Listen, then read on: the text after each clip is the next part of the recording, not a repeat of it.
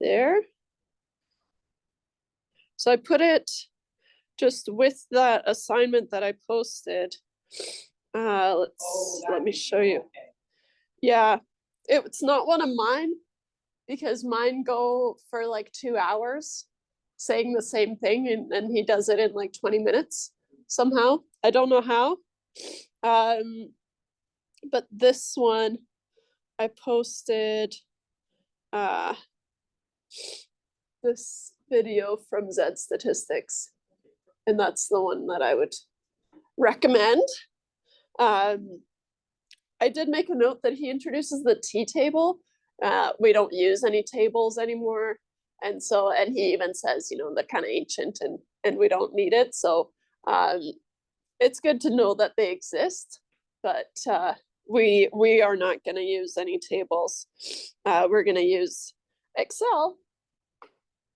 And so maybe what I'll do is just do a little review of the t distribution first, because we're going to keep working with the t distribution today.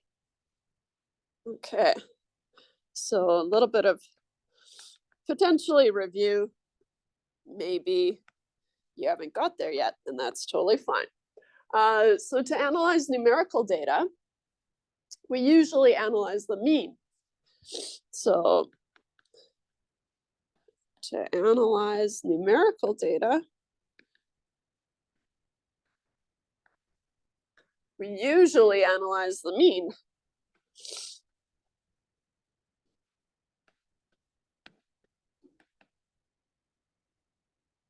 The average. So for us, where we start is we have some variable x, right? So some numerical variable, and we've got some measurements, 4, 5, 3, 13, let's get crazy, and 7. I don't know, some numerical variable.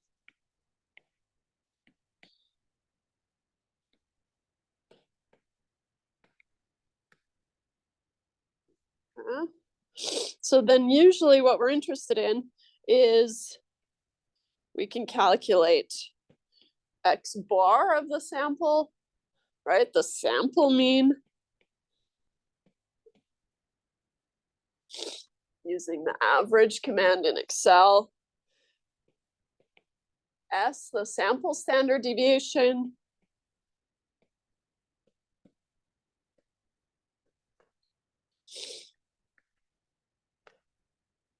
Using the stdev.s in Excel. And then we can have the sample size, which is n, the sample size. Now, usually what we want to do is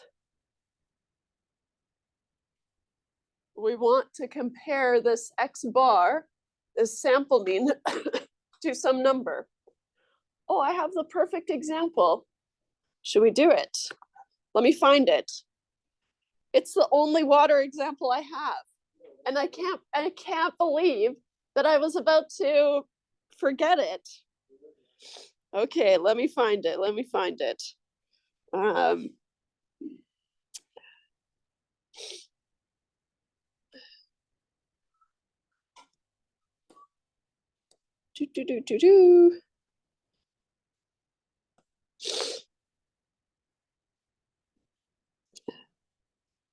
There's the table, p-values.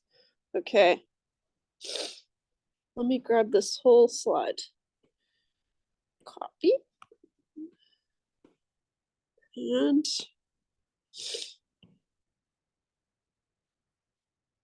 let me paste it in here. I'll remove it, but just needed to clean it up a little bit. What was this example from? This, I use this, so I've used this one for years actually. And I use it even in business statistics, just because I think it's kind of a cute example that highlights the importance of hypothesis testing. So look at you guys go. Here's an example that we'll do together. But before we do, not yet, I guess. We want to compare X bar to some hypothesized mean mu naught. To some hypothesized mean, which I call, or I denote it by mu naught. Or some hypothesized mean mu. Maybe I'll just do mu.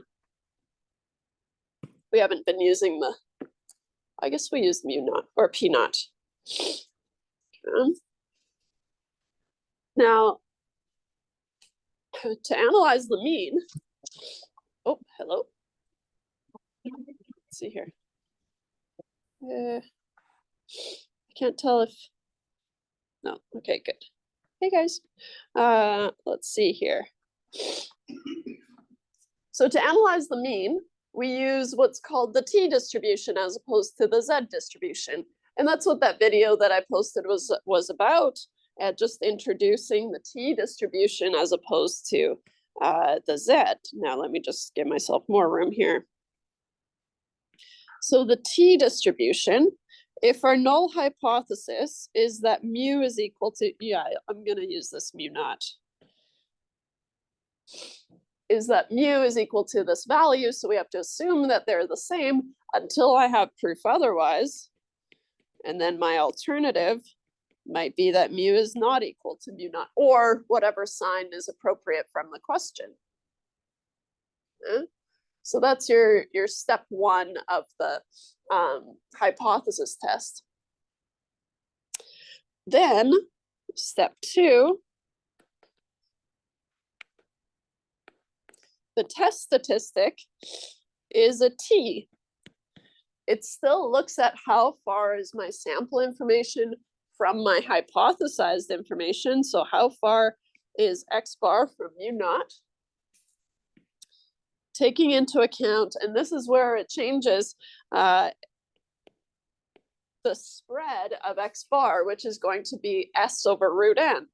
Now, we don't need to go into the specifics, but the reason we have a different test statistic from Z is because we have our X bar, which would change with a new sample, and that's okay, but also S would change with a new sample, right? So two things are changing at the same time. And so that's the reason why we have to use a T instead of a Z. And so the T distribution changes shape depending on what we call the degrees of freedom. Okay. And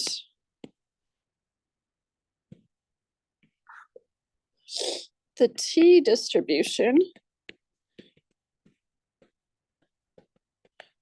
changes shape, not drastically, but I'll show what I mean in a sec, depending on the sample size.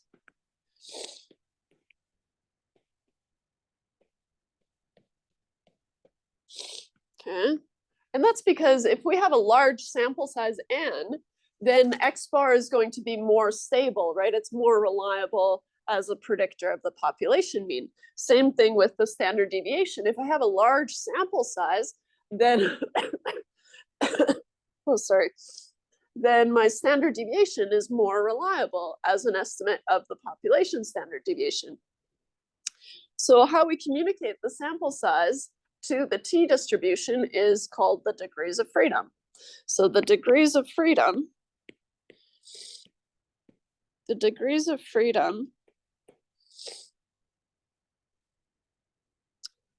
and there are a lot of people who, what are the degrees of freedom? And it's not worth talking about, because as long as we know how to calculate it and that we need them, that's enough for us. And that's enough for most statistics. The theory is kind of involved, and it doesn't help us at all. So we skip it. The degrees of freedom. So all we need to know about the degrees of freedom, it communicates the sample size to the t-distribution. Oops.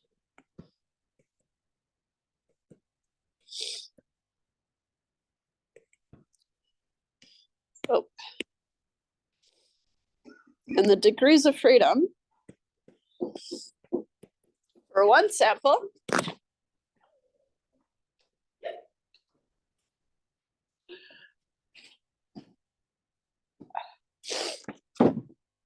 the degrees of freedom, morning, is n minus 1. So it's just, for us, it's just the sample size minus 1. This is for one sample, right? So we had one sample of numerical data, and then our n is just the sample size of that variable. And so that's okay, we can handle that, right? Just remember that the degrees of freedom is n minus 1. And as we introduce 2 samples, it'll change just a little bit because then I have 2 sample sizes. But besides that, we don't need to worry too much about the degrees of freedom. And so what happens as the degrees of freedom, and maybe I'll go back to those, I'll steal more from those slides here. Oops, not those.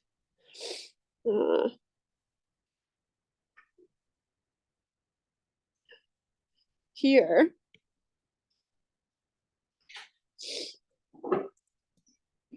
why not? We introduce the t-distribution there too. All right, paste image.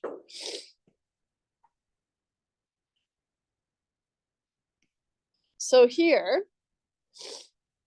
for the degrees of freedom, if we have 1 degree of freedom, then our sample size would be 2, right? So that's very small, and we have unreliable estimates from a sample that size, right? So then what happens is, that's the faintest line here. What happens is you have more room in the tails, right? And then, so if we remember that the area under the curve is a probability, so now I kind of think of it like this. If I kind of make a, I don't know, like a normal distribution with my arms, right? What happens is if I make a lot of room underneath my tails, I'm saying that there's a higher probability of seeing those extreme things because I have unreliable results.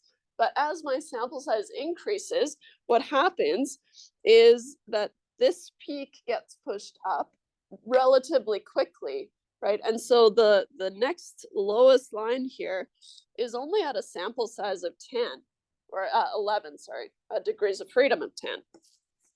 So relatively quickly, it approaches the Z distribution, which is where we're used to being, okay? And so the shape is the same-ish, right? It just tends to have a little bit more room in the tails just for unreliable results. But besides that, it behaves the same way. The area under the curve is a probability, and so we can use that to find the probabilities of finding something as extreme or more extreme than what we found. It's, bless you, centered on 0. Same thing, right? It's symmetric around 0, right? It's got all those properties. Here, I'll hold off on this. It's got all those properties that we saw in Z. Okay. And so to find the area under the curve, we've got a couple more, let me just, sure, add a page. I'm gonna delete that, I'll grab it later. In Excel, so to find the p-value, in Excel, we have 3 options. We can use t.dist, and I think it just takes the X and the degrees of freedom. Let me just go confirm here. Oh, and cumulative. That's always going to be true.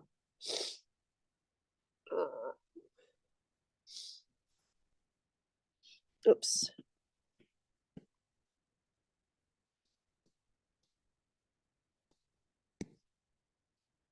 For us, this is always true. This X is the t test statistic, and the degrees of freedom is n minus 1. Okay. This function gives the area to the left, right, up to the point, that t.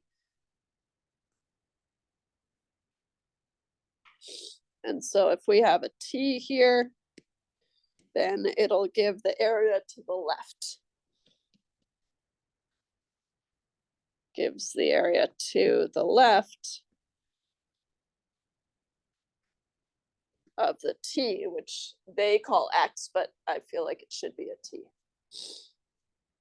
Doesn't matter. There were two other options, right? Because what would you have to do if we think back to the z situation? If I wanted the area in the right tail, I would need to find the area to the left and then do 1 minus that area to the left, right? But that's annoying. And so then for the t distribution, there's t dot dist, and I think it's RT, right tail.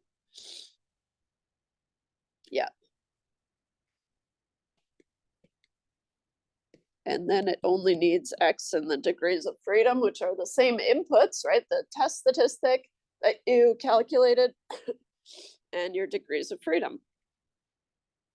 So it's going to look like this. I'll call this x or t.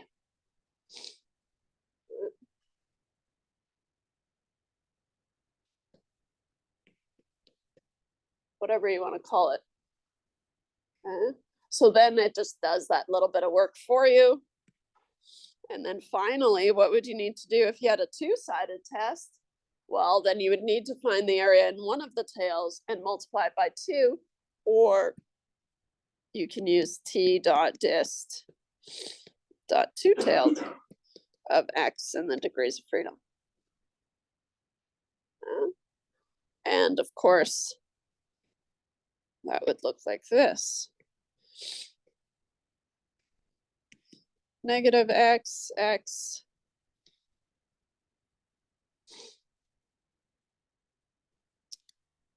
Now, for us, okay,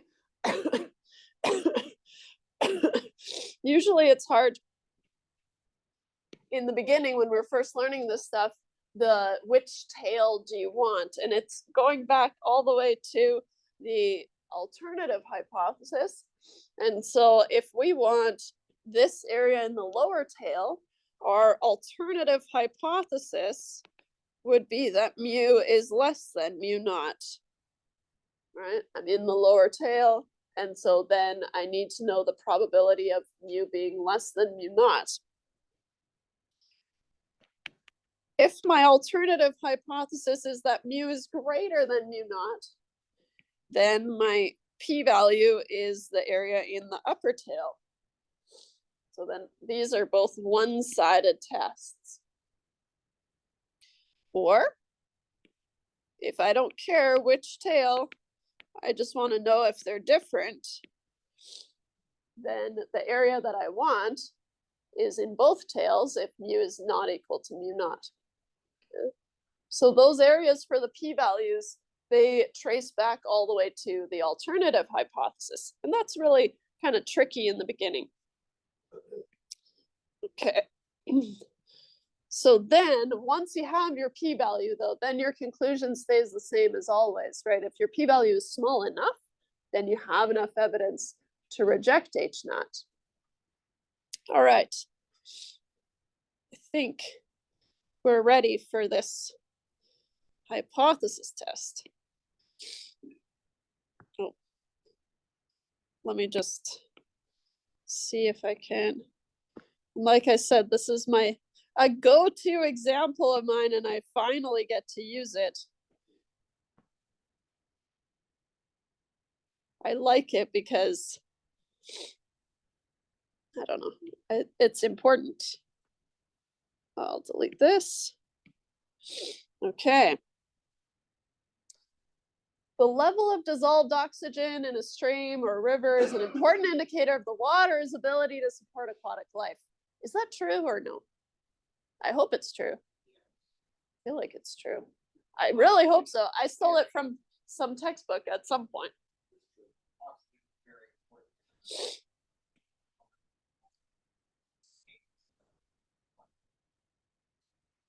So then, yeah, now you guys can finally fact check this. I've been using this since 2015. So here we go. So many times. A researcher measures the dissolved oxygen level at 15 randomly chosen locations along a stream. And here are the results. So now, of course, they're kind of smushed into a table, but they would be in an Excel spreadsheet, just in one column. And you can calculate the mean and the standard deviation. Oi, what happened there? Okay. Uh-oh. Maybe I'll just unplug it and plug it back in.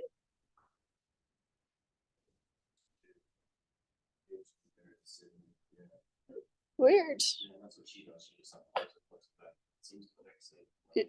Yeah, weird. I've had it like just blank out and then come back on, but it wasn't coming back on. Anyways.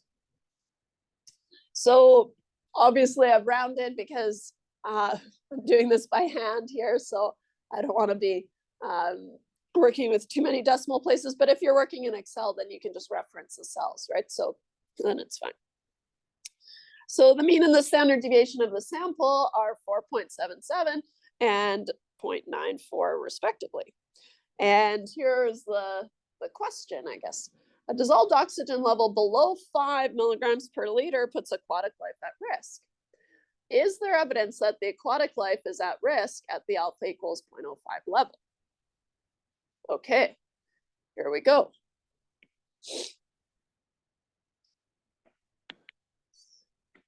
Step one, right? As soon as I see is there evidence, that tells me that I have to do a hypothesis test, right? So following all those steps,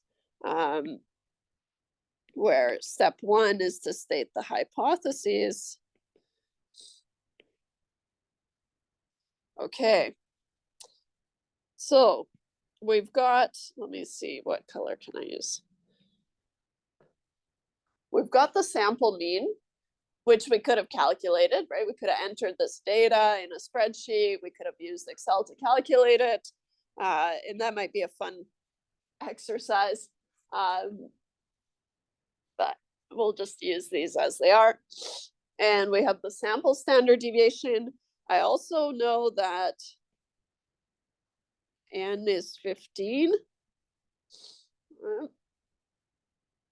And what we said was, okay, I'm gonna have my sample mean, right? But if I were to collect a completely different sample, right, still 15 randomly chosen locations, I would expect the sample mean to change, right? Kind of hovering around 5, it seems like, but I would expect it to be moving around.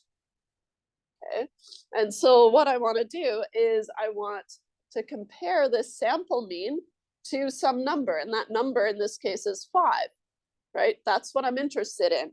How does 4.77 compare to 5? And that's what makes my mu naught equal to 5 in this question.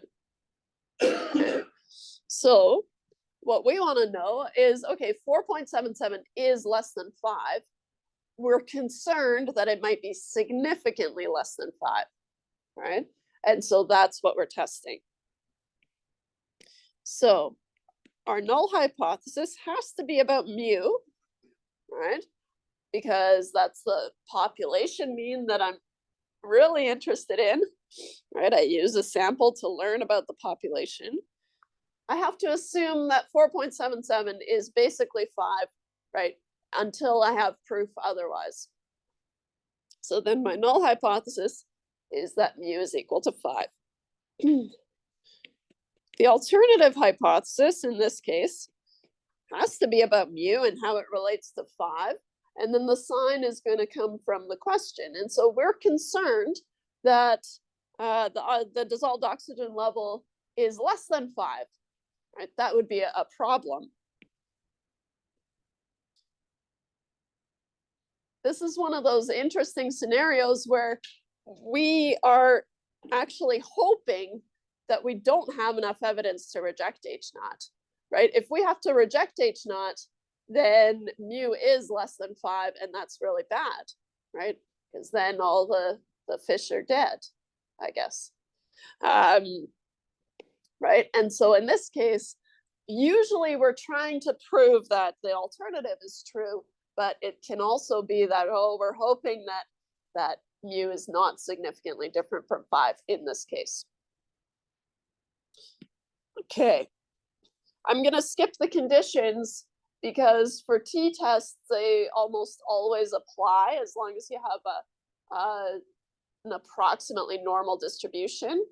And so, and as long as you've randomly sampled. And so I'm going to skip it because it's not as important as for proportions. Step 2 then, and do the test. Yeah, is 5, should I be fixing that or what? 5 is like a very minimum. Hmm. Fish survival. I mean, we can look it up, but I feel like that's in the low end for fish survival. I'm sure they'll survive in that, but I think that's a low end. Well, it's what I got. I'm willing to change it. We'll stick with it. It doesn't matter. So now what we want to do the test. Unfortunately, for one sample t-test, there's no function in Excel, whereas when we move to 2 samples, there is a t.test function. And so then it'll just calculate the t and calculate the p-value for you. And so, but for one sample, for some reason, we have to do it by hand. Or, not by hand, but we have to do this calculation. T is equal to x bar minus mu naught over s over root n. In our case, and you can set this up referencing the cells, right? And I think I got you to do that for that Monday assignment if you've gotten there already. But we're doing a pretty solid review anyway, so might make it better. 4.77 minus 5, right? How far is 4.77 from 5? That's what we're interested in. Taking into account the spread, which now for means is going to be the standard deviation, which was 0.94, divided by the square root of n, and n was 15. Plug and chug situation. So t, where's my calculator?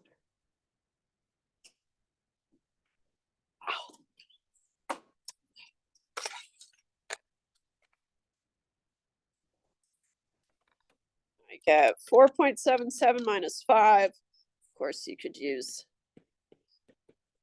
Excel more properly. 0.94. But here I am on my calculator like a chump. Divided by 0.2427. Whatever. I get a t of negative 0.9476448613. You guys have done enough chemistry to know that it's kind of ridiculous that I'm using rounded values to 2 decimal places and then using a lot of decimal places in the end. That's weird, right? But that's okay. Good. Okay, so now this is my test statistic. What this tells me, my gut reaction here, is that, well, this is not very far from 0. In fact, it's 0.95 standard errors below 0. That's not very far. Still using 2 roughly as a threshold. And so right away, I am relieved, because it looks like I'm not going to reject H naught, right? And so because 4.77 is not very far from 5, but we need the p-value to back that up. So step 3 is find the p-value. What this looks like, right, is that we have t is centered on 0, and we found a t of negative 0.95-ish. Okay. The probability of finding something as extreme or more extreme, that's your p-value, right? And so it's always going to be the area in the tail. In this case, I'm only concerned about the probability of being less than this t. And so this area here is the one-sided p-value. It helps to draw it out, because then you know which function to use in Excel, right? And so here, our degrees of freedom is n minus 1, which is 15 minus 1, which is 14 degrees of freedom. And I want the area to the left, so I can just use the default t.dist function. So if I use t.dist of negative 0.947, I don't know, 6 with 14 degrees of freedom, and cumulative equals true, let's see what I get. Where is it?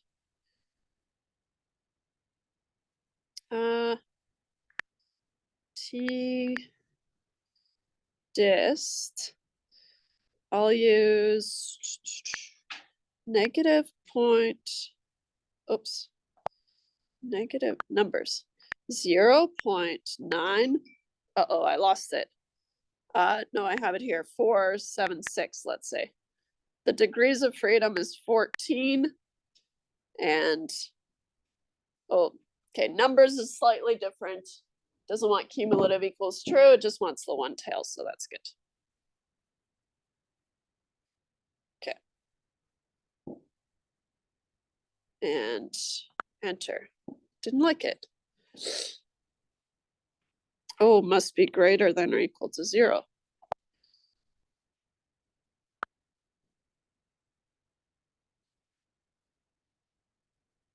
.1797.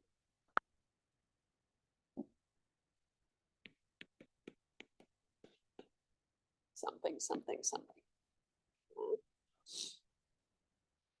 I'm curious to know how it would change if we didn't use rounded values for the mean and the standard deviation, but in general, the p-value is going to be very large, right? Which means that we don't have enough evidence to reject H naught, because we haven't moved far enough into the tail to say that, okay, this 4.77 is very far from 5, right? In fact, below 5. So now I have this p-value, my one-sided p-value. So this is my one-sided p-value, the area under that curve.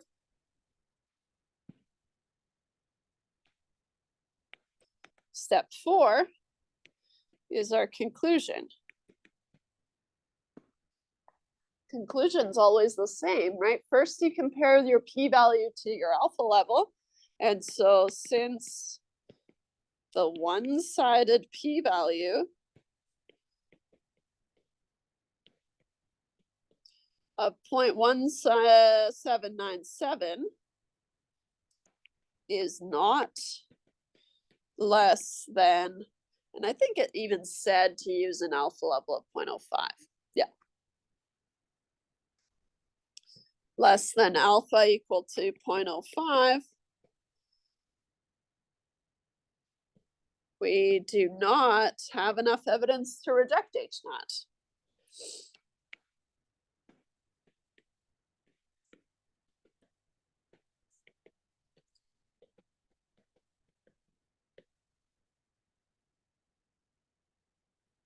But that's a good thing in this case, right? We can phrase it in a couple of ways.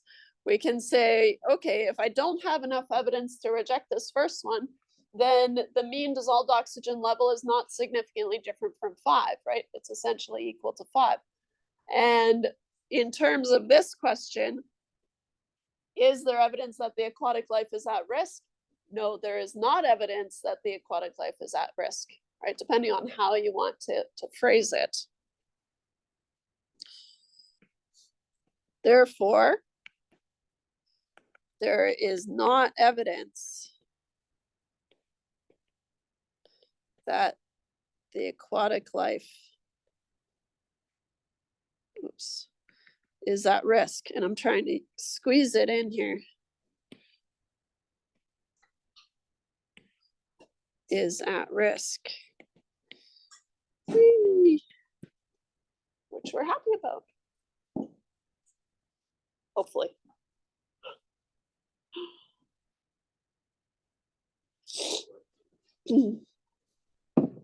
Okay. Good. Yeah.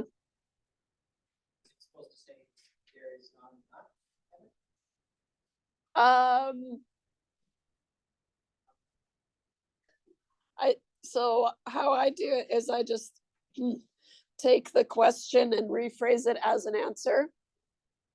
Oh. So then there is not evidence that the aquatic life is at risk. But you could say not enough, but but the not enough is usually in terms of rejecting H naught, right? But you could say not enough if you want. Okay. Nice. Kind of a cute example, I think. Okay. That was a big review. Started out all lofty. So let's see here.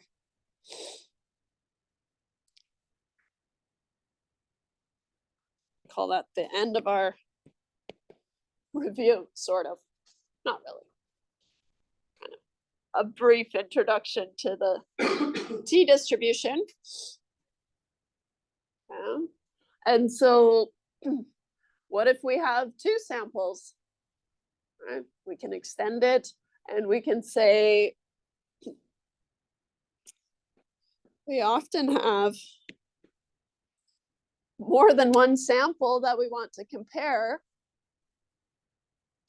We often have more than one sample we want to compare.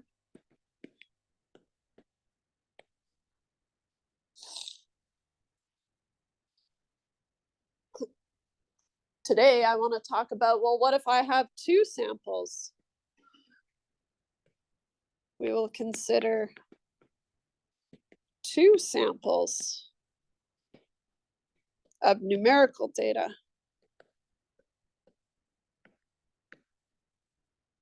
Yeah. So if I have two samples,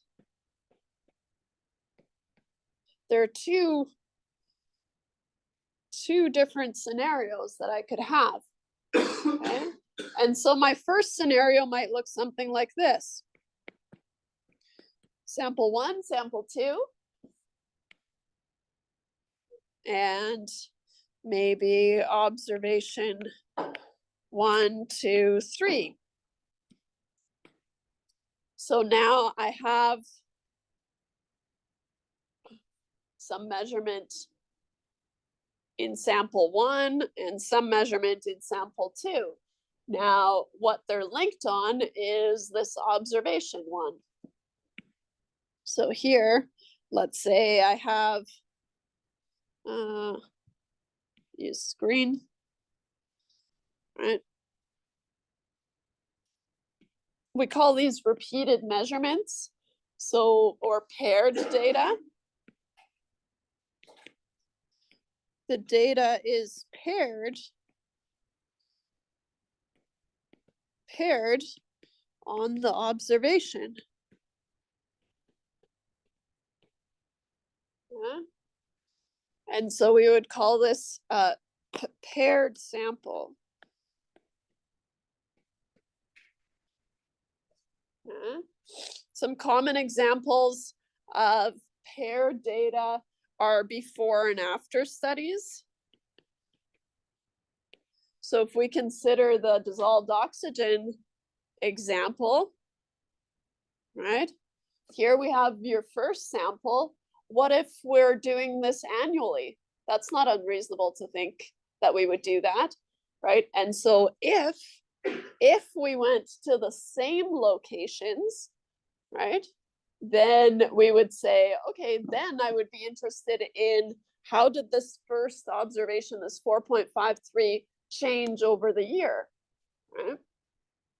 And so what's going to happen and what we would expect if we consider this 4.53, or maybe let's pick a 3.29, that's a small number, right?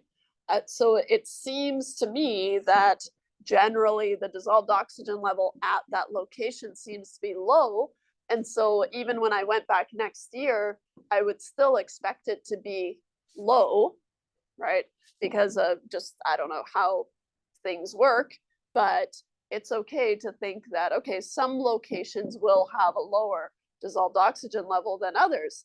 Whereas if we go to this 6.38, right, that's relatively high compared to the rest of the values.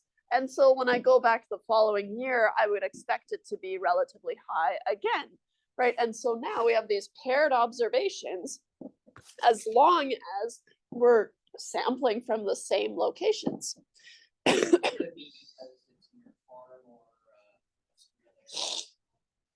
Yeah, so yeah, kind of beyond me why these things would be different, but if we're doing measurements on the same location, right, then we would have this paired data. So I can see how it would come up. So the example using dissolved oxygen, using the dissolved oxygen example, oops, I don't need to say example again. If we repeat the measurements at the same locations,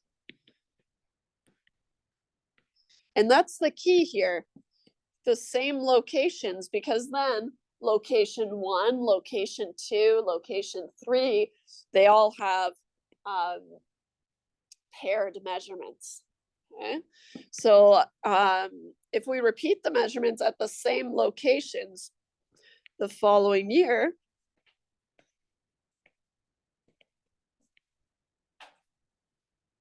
right, year 1, year 2, year 3, we could keep going, but we're going to focus on just 2 samples. And so then we get paired data.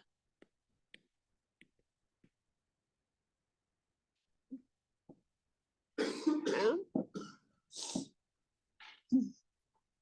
And so that's the first scenario. What's kind of fun about paired data is we said, okay, if this first observation was low, then I would expect the following year that that observation would also be relatively low compared to the rest, right? And if the second location had a measurement that was relatively high, I would expect it to kind of stay in that realm. And so how we capture that is we calculate the differences. And so we can say, okay, the change over this year was this much. And then we're analyzing just one sample of the differences. And I haven't poked around, but I am pretty sure the t.test function in Excel has a setting where you can tell it it's paired or not. And so I'll have to play around with that, but it might be worth exploring. Oh my gosh.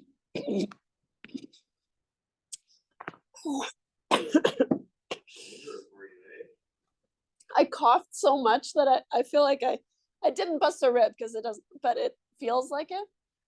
And so now I can't cough properly or breathe properly. I just need to sleep for like a month, I think. Yeah, I'm not the only one, I know that. Yeah, I don't know. We're getting there though. Okay, so what we do is we analyze the differences. Okay? And so with paired data, when the data is paired, sometimes I call it matched pairs, just to emphasize that they're matched on the observation. And so when the data is paired, we calculate the differences. For example, x1 minus x2, right? Year 1 minus year 2, to find the change in the dissolved oxygen level, the change at each location.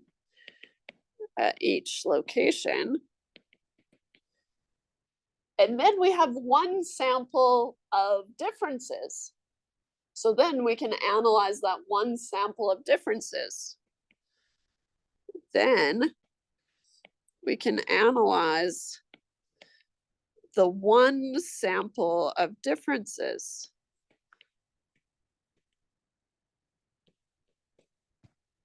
Okay.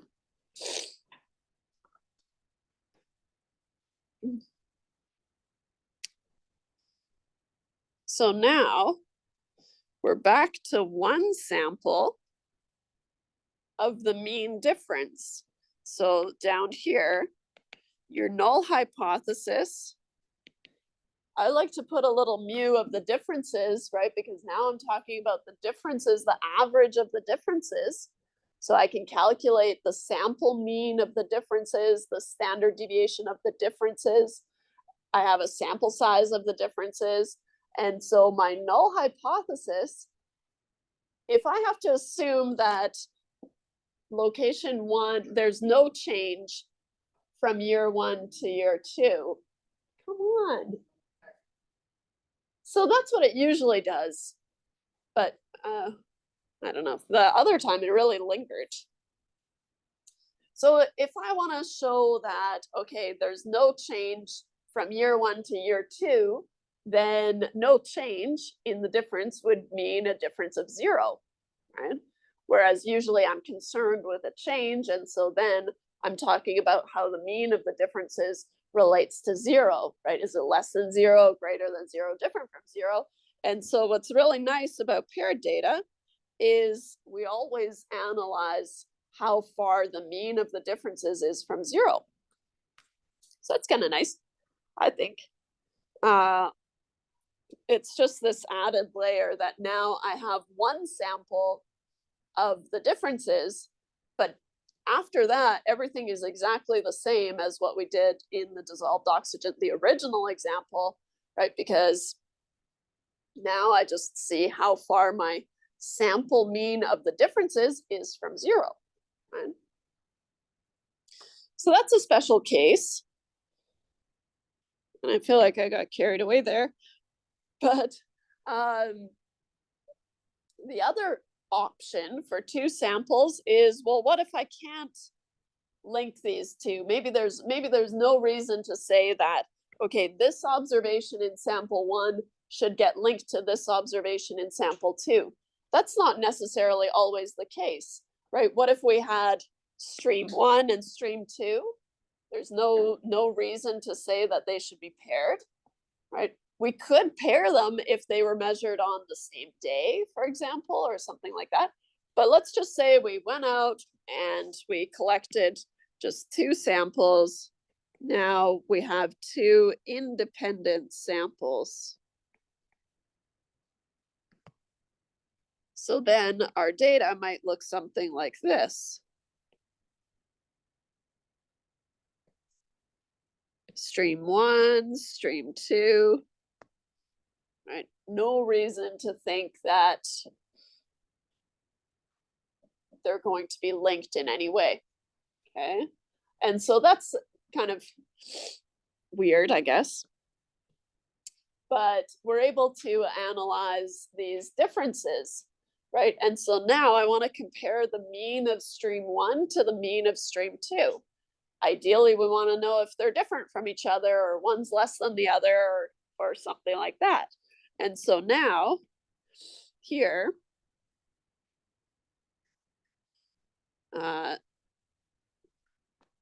no natural link between the two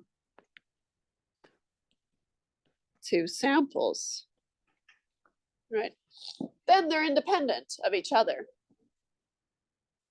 So what's kind of fun is we can have different sample sizes in each of these samples, right? Stream 1, stream 2, maybe stream 1, we collect 15 observations, stream 2, we collect 20, right? We're able to handle that. And so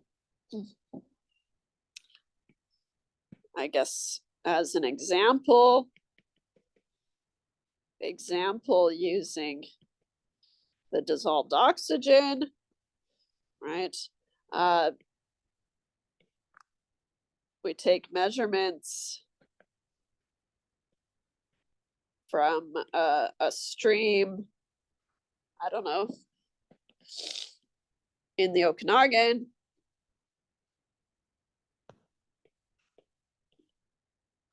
And then take measurements, I don't know, somewhere else. Somewhere in Alberta, I don't know. And then measurements from a different stream. They could even be different parts of a stream if you wanted to, right? They're linked on the stream, yes, but you want to compare the different general areas. And so as long as you can argue that these 2 samples are independent of each other, right? They're not linked in any way, then you would use the 2 independent samples t-test, which is what we're getting to, from a different stream in Alberta. I don't know. Does it matter? One of the problems is, okay, so here we had this neat solution of calculating the differences, right, in a new column, and then treating it as a 1 sample test. Now I'm going to have that 1 sample information. So I'm going to have an X bar, I'm going to have an S, and I'm going to have an N for each of these samples. And so I have kind of more involved information. And so since the samples are independent,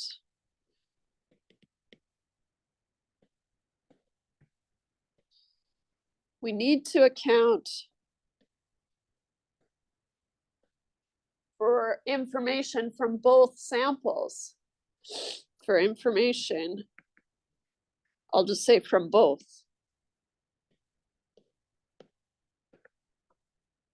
So sample 1,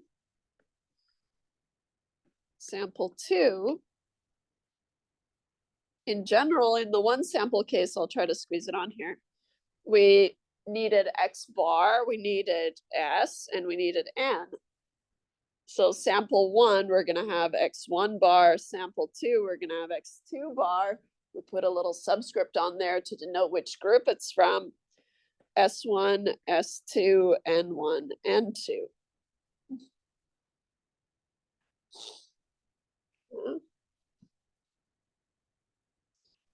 So what I want to do side by side on this next page, still side by side, paired data for two independent samples. And kind of regretting not looking at the Excel t.test function. I meant to, but I totally forgot. For paired data, like we said, so most importantly, we're going to need to do hypothesis testing. And we can do confidence intervals, but what's really nice about means is that you have your point estimate, you have your standard error of the point estimate, and unlike proportions, the standard error doesn't change. And so I'll throw it in at the very end for our confidence interval, but most importantly, we need to be able to do hypothesis testing.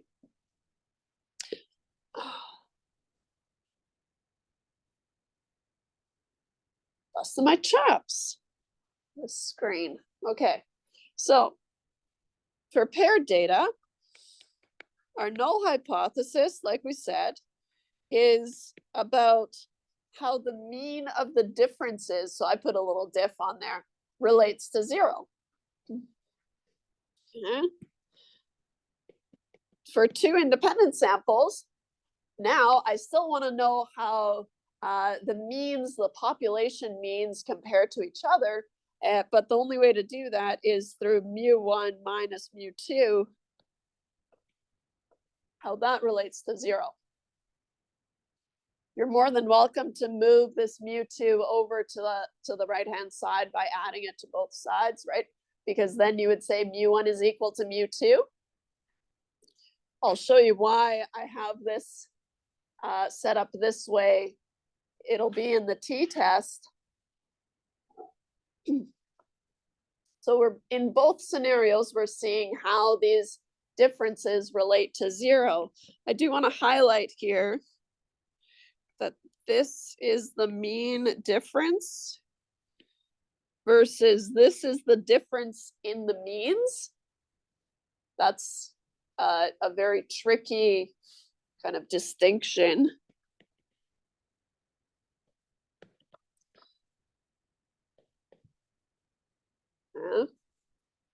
One is for paired data and one is for two independent sample means. Okay, I'm not going to use it, put down the alternative because the only thing that changes is the sign, right? How it relates to 0. And so the next thing I want to write down is the t-test. For both of these, just like Z, T is multi-purpose. We can use it for multiple different scenarios. And so if I put a little diff, little ditty on here, I'm seeing how far is the sample mean of my differences from 0. Because I always have to assume that my null hypothesis is true. My point estimate is the mean of the differences, and my standard error is still the standard deviation of the differences divided by the square root of the number of differences. So I've just thrown little diffs on there, but that's the same equation that we were using with the special case of comparing it to 0. For two independent samples, it's not as clean looking because, like I said, we have to take into account all this information. So our point estimate is going to be x1 bar minus x2 bar, right? Our point estimate of mu1 minus mu2. Now you can assign whichever sample to group 1 and group 2 as long as you're consistent. Okay? It'll change the sign, right? Depending on which one's larger, but that doesn't matter because T is symmetric. Okay? So now we need to see how far is this point estimate from my hypothesized value. Well, my hypothesized difference is 0. So minus 0. And that's from here. Right? I have to assume that the difference between the two is 0. My standard error, not as nice looking, but it's going to be a huge square root of s1 squared over n1 plus s2 squared over n2.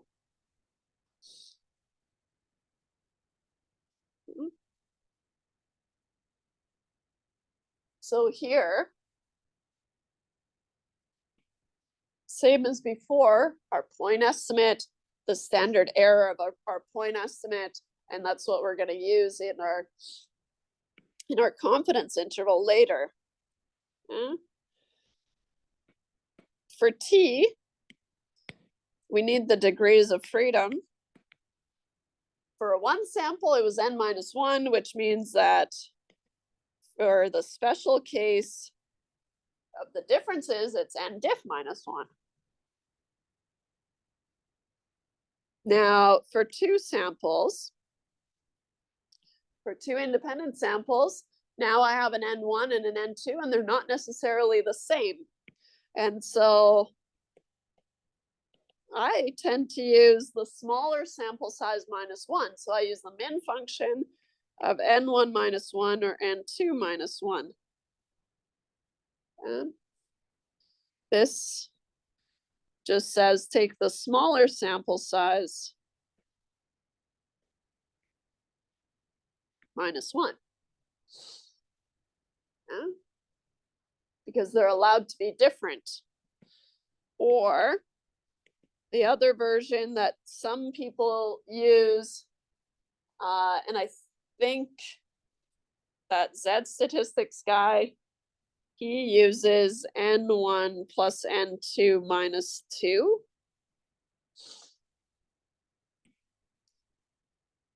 Obviously, my degrees of freedom, so the minimum of n1 minus 1 or n2 minus 1 is going to give me a smaller degrees of freedom than this option, the second option.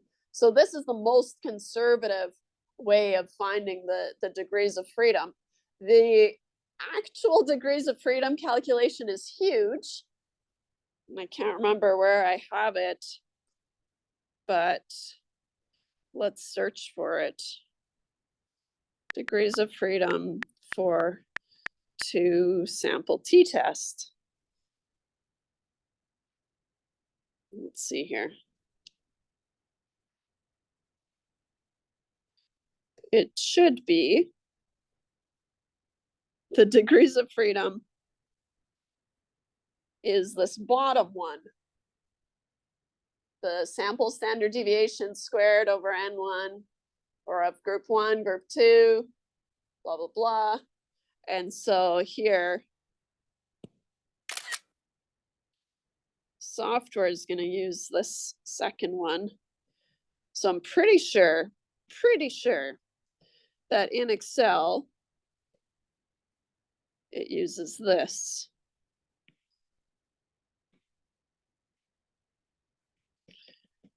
Excel uses this for degrees of freedom. We're not used to seeing sigma 1 hat, but anything with a hat over it is an estimate from the sample. And so this is your sample standard deviation of group 1 squared over n1, blah, blah, blah, blah, blah. And so that's why I'm just pointing it out, because if you let Excel just do whatever it wants, it'll calculate this fancier degrees of freedom. And so I'm going to use this one.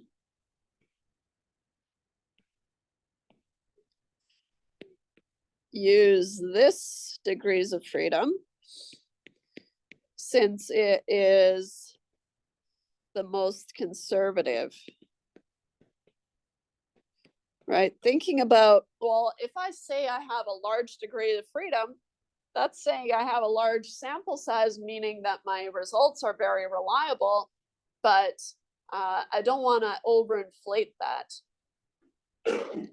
And once we play around with the t.test function, it might just do the degrees of freedom for you, because I'm pretty sure it takes like the raw sample.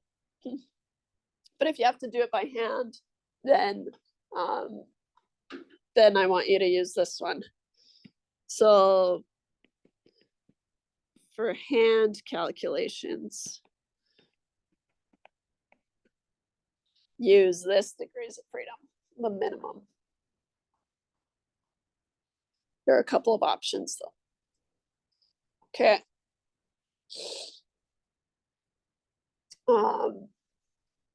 Good. Once you have your T though, right, and the degrees of freedom, then you can use the T distribution to find the p-value. And once you have the p-value, then you're off to the races. Then you have your conclusion, and you can either reject H naught, or you don't have enough evidence to reject H naught, and you're gravy. Let's talk about the confidence intervals for each of these. X bar of the differences is my point estimate still. Now, the critical value is a T star.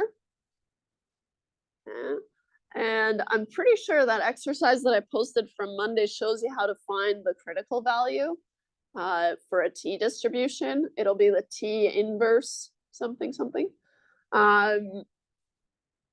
at n diff minus 1 degrees of freedom. So usually we put it as a little subscript, right? And so for a 95% confidence interval, then you're going to have some T, roughly 2, right? But it'll change a little bit. Times the standard deviation of the differences divided by the root of n of the differences. Let me give myself a little bit more room. This is a confidence interval for mu diff, right? You found that the mean of the differences is less than 0, for example. Well, how much less than 0, right? Then that's the follow-up, and so that's the confidence interval. Whereas if we want to do a confidence interval for mu1 minus mu2, then my point estimate is x1 bar minus x2 bar plus minus T star, and I'll just say the degrees of freedom here, which is the minimum of n1 minus 1 or n2 minus 1, but that's too big to write there, times the standard error. And what's nice, right, if you have to calculate this square root in Excel, then you can just reference that cell again, right? And so that's really nice. Once you put in the work, it's S1 squared over N1 plus S2 squared over N2 again.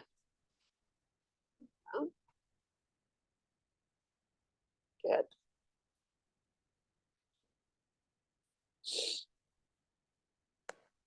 I feel like,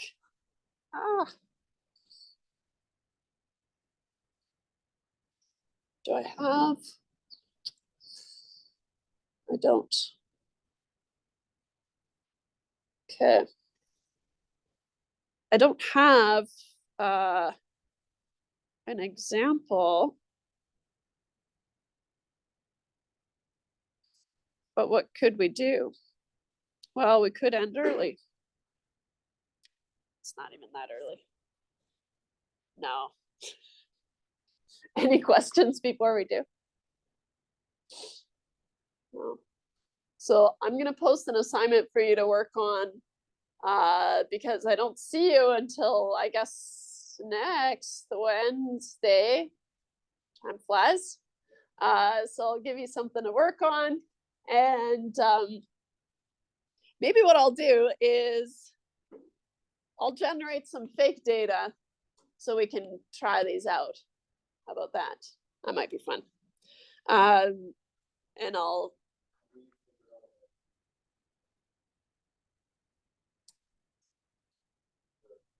oh my gosh. Time flies when you're having fun. Yes. Mm-hmm. I know. I don't wanna overload you guys at all. Cause that's not my job. I'll leave that to the other guys. They're doing that for a chemistry biologist, definitely killing us. Yeah, that's what I was thinking. Kind of worried about. We got 3 weeks till our Yeah. 3 weeks today at this time, 15 minutes ago. But who's counting, right? Yeah, not that I'm scared or anything. I'm tempted to just go to the final presentation project and skip it. No, just skip the second one. We were supposed to have a second one, but yeah. I don't think we're gonna do that. No, I don't think so either. That's, yeah. For me, just work on the assignment that I'll post on this stuff and explore the t.test function in Excel.